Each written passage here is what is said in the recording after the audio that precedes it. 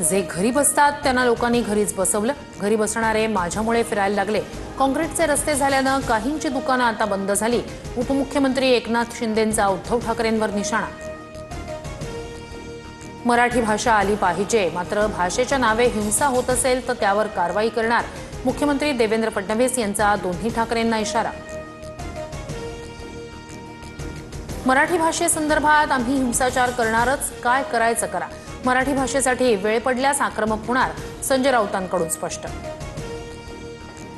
राजकीय मजबुरी असल्यानं ठाकरे बंधू एकत्र। बीएमसी निवडणुकांमध्ये महायुतीत जिंकणार फडणवीसांचं वक्तव्य। तर विधान भवनात उद्धव ठाकरेंना मस्करीत म्हटलं, आता ऑफर देण्याचा प्रश्नच नाही, फडणवीसांकडून स्पष्ट।